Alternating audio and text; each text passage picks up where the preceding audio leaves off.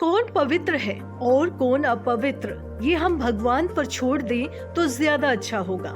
लेकिन हमारे देश में कुछ कथावाचक ऐसे हैं जो लड़कियों को जज कर रहे हैं, उनके रहन सहन पर सवाल उठा रहे हैं, जो बिल्कुल भी सही नहीं है। बीते दिनों कथावाचक अनिरुद्धाचार्य और फिर प्रेमानंद महाराज ने लड़के और लड़कियों को लेकर ऐसी बात कही जिसकी एक बड़े वर्ग ने आलोचना की। अब इन्हीं आलोचनाओं के बीच कथावाचक अनिरुद्धाचार्य ने एक और विवादित बयान दिया है। एक कथा के दौरान लिव इन रिलेशनशिप को लेकर हो रहे बवाल पर अनिरुद्धाचार्य ने कहा कि कलयुग में आप वैश्या को वैश्या नहीं कह सकते, वो है तो वैश्या, पर सुनना चाहती है कि मैं सती सावित्री हूँ। घूमेगी अर्धनगन पर, सुनना चाहेगी कि हमें देवी कहो, देवी वाली हरकत हो आपकी तो आपको देवी भी कहा जाए। हमारे यहाँ तो नारी को देवी कहा गया है, फिर किस नारी को? हमारे यहाँ सीता जैसी नारियां भी हैं जिनको हम सब पूजते हैं। कथावाचक अनिरुद्धाचार्य ने एक कथा के दौरान कहा कि कलयुग में क्या नहीं है, कलयुग में सत्य नहीं। यदि कलयुग में सत्य बोलते हैं तो लोग आपका विरोध करने लग जाएंगे। कलयुग में आप किसी को कह दीजिए कि लिव इन में रहना गलत है तो आपका विरोध हो जाएगा, क्योंकि कलयुग में सत्य नहीं, आप सत्य नहीं बोल सकते। मैंने बोला तो सत्य कि आज बिल्कुल कुछ लोग लिव इन में रह के गलत करते हैं, तो उसका मेरा विरोध किया लोगों ने, बड़े बड़े लोगों ने विरोध किया, क्योंकि सत्य पसंद नहीं है, इनको झूठ पसंद है। यदि इनके लिए कह दिया जाए कि आप लिव इन में रह रहे हैं, सही कर रहे हैं, अरे तो महाराज जी बहुत अच्छे हैं, आप तो हमारा सपोर्ट कर रहे हैं। कथावाचक अनिरुद्धाचार्य ने आगे कहा कि यदि हम कह दे कि नहीं जी लिव इन में रहना गलत है, आप लोग ही बताइए लिव इन में रहना सही है कि गलत है। आप कैसी बहू चाहती हो जो लिव इन में रह के आए? क्या आप में से कोई भी माँ अपने बेटे के लिए लिव इन में रहने वाली बहू चाहेगी? लेकिन आजकल हमने बोला कि लिव इन में रहना गलत है तो लोग हमारा विरोध कर रहे हैं, क्योंकि सत्य नहीं, इस कलयुग में आप सत्य नहीं बोल सकते। कथावाचक अनिरुद्धाचार्य ने आगे कहा कि लेकिन जो नारी शूर्पणखा जैसी है, क्या उस नारी की भी पूजा होगी?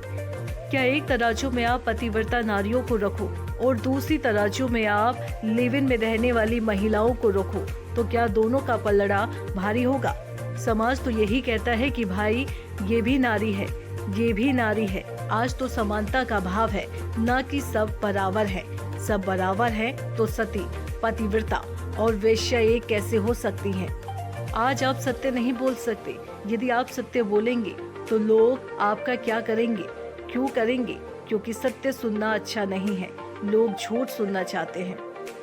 कथावाचक अनिरुद्धाचार्य लगातार ऐसी भाषा बोल रहे हैं जो एक बड़ा विवाद खड़ा कर सकती है, तो दूसरी तरफ संत प्रेमानंद महाराज जी का एक वीडियो वायरल हो रहा है।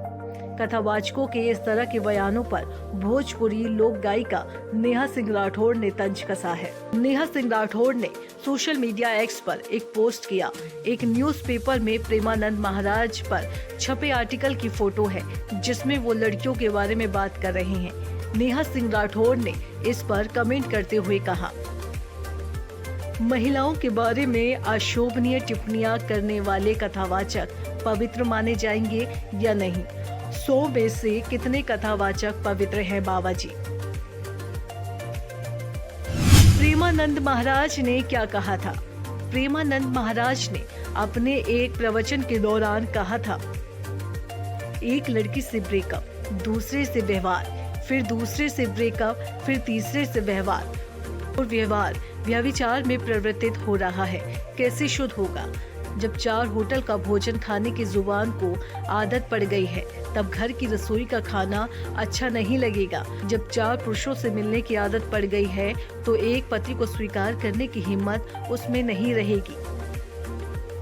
हालांकि प्रेमानंद महाराज ने सिर्फ लड़कियों को ही नहीं बल्कि लड़कों को लेकर भी वही कहा। उन्होंने आगे कहा, 100 में से कोई 2-4 कन्याएं ऐसी होंगी जो अपना पवित्र जीवन रखकर किसी पुरुष को समर्पित होती होंगी। जो 4 लड़कों से मिल चुकी हो वो सच्ची बहू बनेगी। जो 4 लड़कियों से मिल चुका हो वो सच्चा पति बन पाएगा।